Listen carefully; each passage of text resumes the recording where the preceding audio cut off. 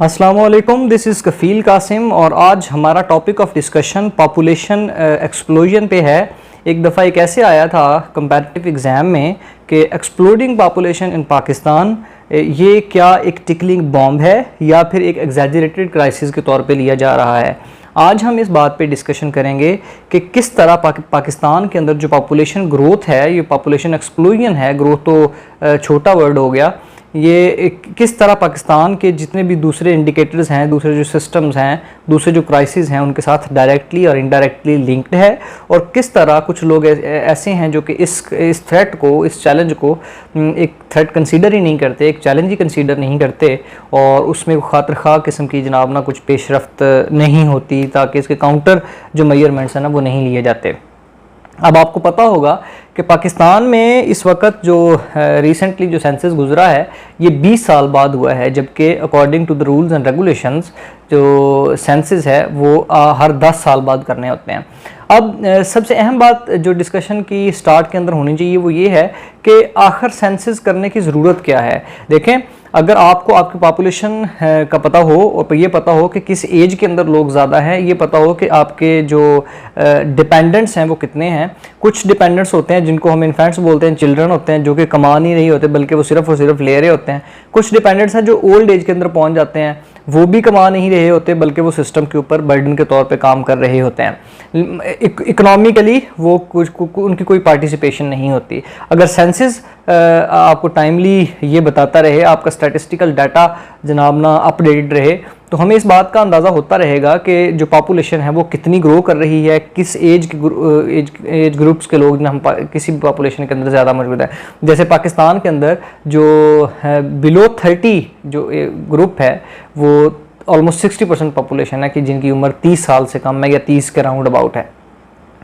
अब ये एक टिकलिंग बॉम्ब, ये एक वर्ड जनाब ना इन्होंने यूज़ किया, एक मेटाफर के तौर पर इस्तेमाल किया।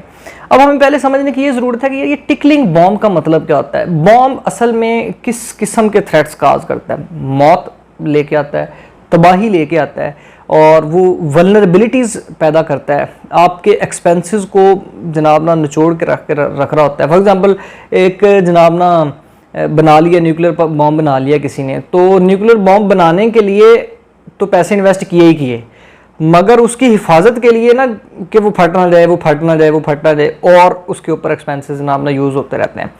पॉपुलेशन भी कुछ इसी तरह ही है कि वो ना बहुत सारे एक्सपेंसेस अपने ऊपर ना इन्वेस्ट करवा रही होती है और अल्टीमेटली थ्रेट बढ़ता जाता है। हमें सबसे पहले इस ऐसे की जब डायरेक्शन लेनी होगी तो ये इस बात को प्रूव करना होगा कि पाकिस्तान की जो पॉपुलेशन है ना वो इंक्रीज़ कर रही है। अब हम ये बात किस तरह प्रूव करेंगे? सबसे पहले तो आपको ये बात पता होनी चाहिए कि पॉपुलेशन के इंक्रीज़ होने के कौन कौन से इंडिकेटर है। फॉर एग्जांपल बर्थ रेट ज़्यादा हो, फॉर एग्जांपल अर्बनाइजेशन का अगर आप ट्रेंड चेक करें पाकिस्तान में वो ज़्यादा है। जैसे 1947 से लेकर 2020 तक की आपको बिल्कुल इक्विवोकल एग्जांपल्स मिलेंगे। फॉर एग्जांपल के उस वक्त पाकिस्तान में कितने शहर थे और आज हर जो डिस्ट्रिक्ट है ना उसके अंदर सिटी डेवलप हो चुके हैं। उस वक्त हाउसिंग सोसाइटीज़ कितनी थी 1947 से 1960s में, 1970s में। फिर आप 2020 की बात करें, इस 2010 वाले डेकेड की बात करें, इस वक्त कौन कौन से जनाब ना हाउसिंग सोसाइटीज़ हैं, किस एरा के अंदर सबसे ज़्यादा ये सारा काम होना शुरू हुआ, किस एरा के अंदर इंफ्रास्ट्रक्चर डेवलप होना शुरू हुआ, किस एरा के अंदर अर्बनाइजेशन का प्रोसेस बहुत ज़्यादा स्पीड अप हुआ।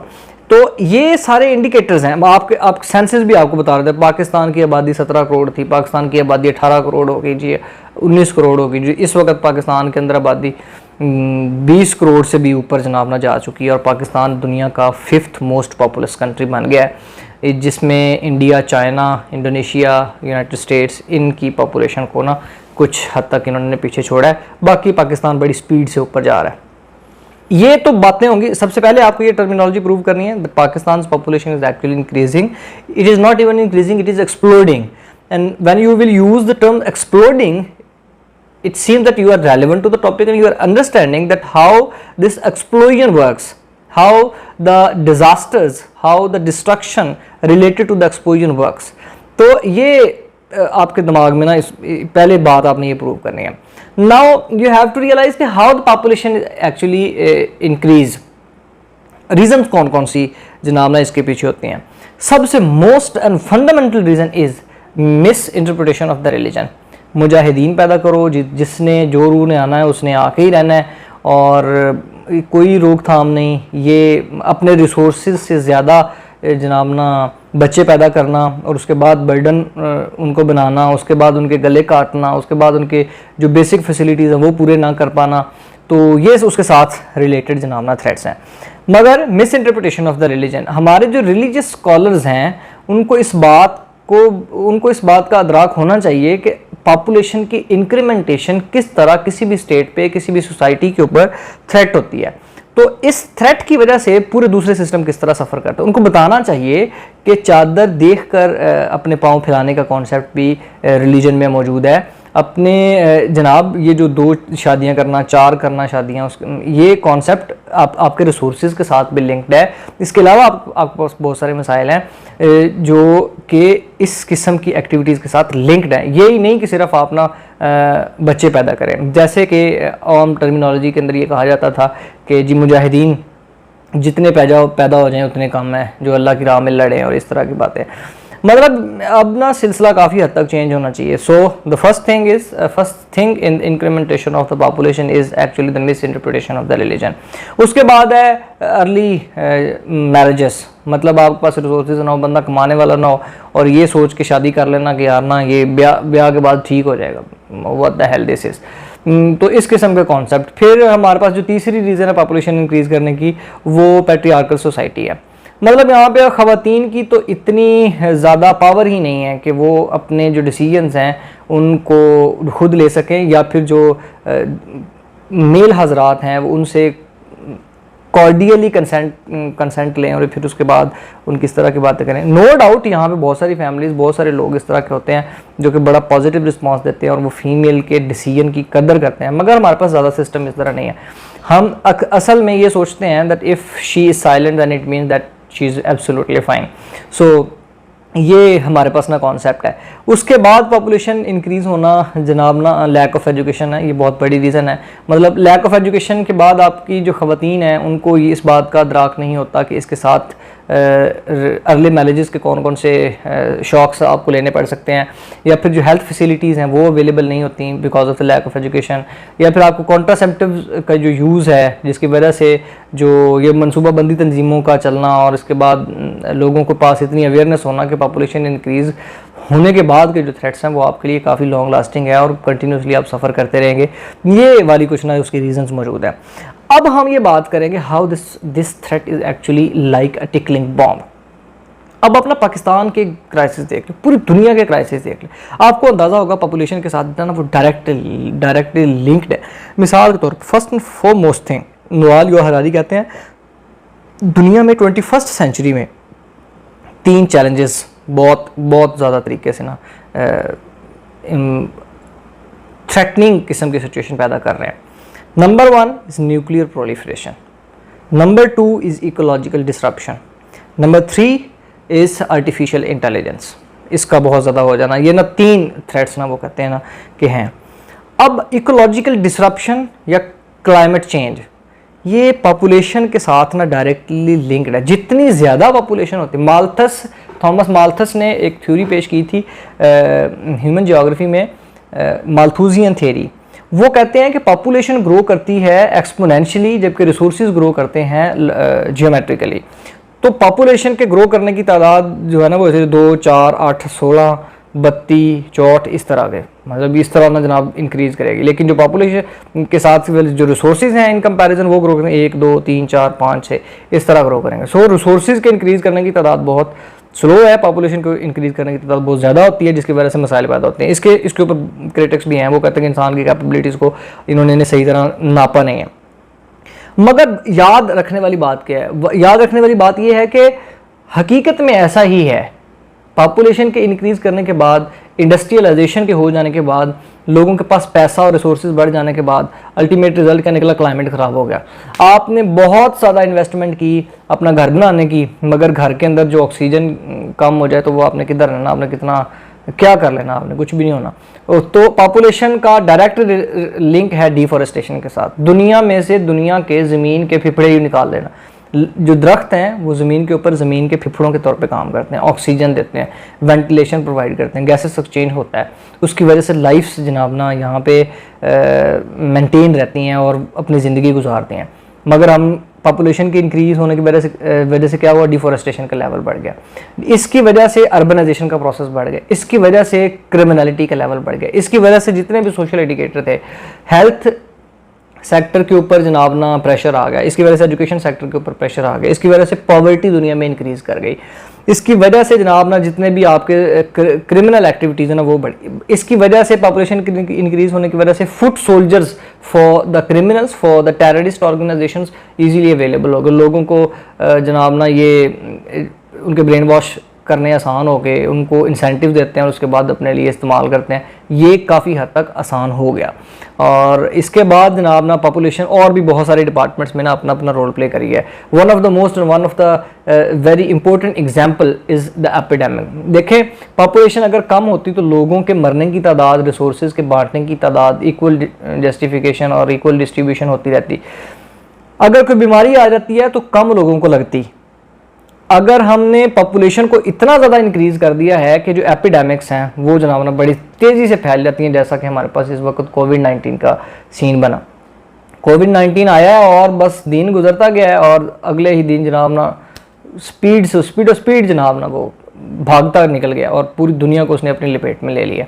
ग्लोबलाइज्ड वर्ल्ड में एपिडेमिक्स का इस तरह फैलना बहुत सारी पॉपुलेशन को ले डूबता है जनाब।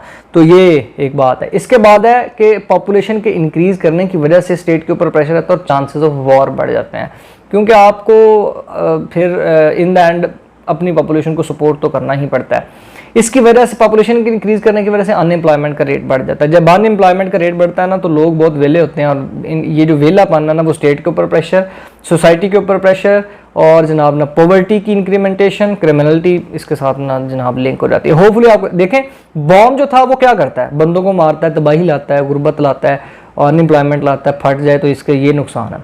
तो ये पॉपुलेशन ग्रोथ क्या कर रही है, वही सब कुछ कर रही है। वो डायरेक्टली कर रही है या वहीं डायरेक्टली कर रही है। आपको एक और मिसाल देता हूँ वाटर क्राइसिस की।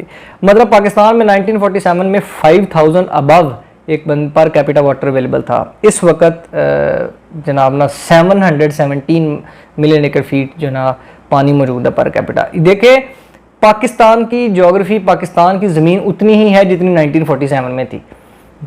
इंक्रीज़ क्या हुआ है पॉपुलेशन, लोग जो पाकिस्तान के ऊपर रहने वाले थे ना वो इंक्रीज 30 मिलियन से 202 मिलियन तक जनाब ना ये बन चुके हैं, चेंज हो चुके हैं। सो इतनी ज़्यादा पाकिस्तान तो चेंज नहीं। याद ये होता कि जी जिस तरह पॉपुलेशन बढ़ी है तो पाकिस्तान का साइज भी बढ़े, ऐसे तो नहीं ना हो रहा, बल्कि क्या हो रहा है कि पॉपुलेशन इंक्रीज़ कर रही है, पाकिस्तान उतना ही है, रिसोर्सेज उतने ही हैं, तो अल्टीमेटली जनाब ना बर्डन भी उस हिसाब से बढ़ता गया। अब हमें असल में क्या करना चाहिए, द वे फॉरवर्ड क्या है? पॉपुलेशन को इंक्रीज़ होने से बचाने के लिए चाइना ने जनाब ना वन चाइल्ड पॉलिसी अपनाई। उन्होंने लोगों को एजुकेट किया कि यार इसके साथ लिंक्ड जो चीज़ें हैं ना वो बड़ी डेंजरस हैं, वो बड़ी लॉन्ग लास्टिंग है, वो नस्लों को ले डूबेंगी, इसलिए बचो इससे। अच्छा, जो लोग पॉपुलेशन को कंट्रोल कर चुके हैं, फॉर एग्जांपल बांग्लादेश है, फॉर एग्जांपल ईरान है, तो उनकी जो गवर्नेंस के जो इंडिकेटर्स हैं ना वो काफ़ी हद तक बेटर हो गए। ईरान अंडर द प्रेशर है, under the pressure of sanctions है। बांग्लादेश को आप देख लें, पॉपुलेशन को कंट्रोल किया उन्होंने और उनके इंडिकेटर सोशली, पॉलिटिकली, इकोनॉमिकली अगर आप देखें पाकिस्तान से कहीं ज़्यादा बेटर है। वजह क्या है? पॉपुलेशन को असल में कंट्रोल किया, उनके पास जो चैलेंजेस थे वो कम हुए। तो हमें भी सबसे पहले जो रीजंस हमें पड़ी कि मिस इंटरप्रिटेशन ऑफ रिलीजन, उसको आप properly according to the facts and figures और अकॉर्डिंग टू द रियलिटी और according to the true essence of Islam लोगों को बताएं कि ये जो हम समझ रहे हैं ऐसा कुछ नहीं होता। फिर जो अर्ली मैरिजेस का कॉन्सेप्ट है इसको थोड़ा सा चेंज होना पड़ेगा। फिर जो पैट्रियार्कल सोसाइटी है इसके दिमाग को एजुकेट करना चाहिए कि यार फीमेल की अपनी एक लेवल होता है, उनकी कंसेंट ज़रूरी होती है। ज़रूरी नहीं है कि अगर वो चुप है तो उसका मतलब वहाँ हो सकता है वो किसी मजबूरी के तहत हो। फिर इसके बाद फर्टिलिटी रेट और जनाब ना बच्चों की पैदाइश का नंबर, वो जनाब ना वक्फे का कॉन्सेप्ट और मनसूबाबंदी के जो प्रोग्राम्स हैं वो अगर हमारे पास हों। बेसिक हेल्थ यूनिट्स को हर इलाके के अंदर, हर यूनियन काउंसिल के अंदर बना दिया जाए और लेडी हेल्थ वर्कर्स और LHVs और गायनेकोलॉजिस्ट लोगों को जनाब ना कहा जाए, उनको रिस्पॉन्सिबिलिटीज़ दी जाए कि आपने इस तरह पॉपुलेशन को एजुकेट करना है, एक प्लान हो, फिर उसकी इम्प्लीमेंटेशन हो। पॉपुलेशन वेलफेयर डिपार्टमेंट हो जनाब, हेल्थ डिपार्टमेंट हो इसके अंदर इन्वॉल्व हो, मिनिस्ट्री ऑफ हेल्थ इसके अंदर इन्वॉल्व हो जाए, तो हो सकता है कि पॉपुलेशन जनाब ना काफ़ी हद तक कंट्रोल हो जाए, कॉन्ट्रासेप्टिव्स का यूज़ बढ़ा दिया जाए. सो it is one of the better and one of the most suitable option for to control the population growth in Pakistan, which is acting like an tickling bomb. It is not an exaggerated response at all. Hopefully आपको मेरी बातें समझ आ गई होंगी. अगर आपने channel अभी तक सब्सक्राइब नहीं किया उसको कर लीजिए. Thank you so much. अल्लाह हाफ़िज़.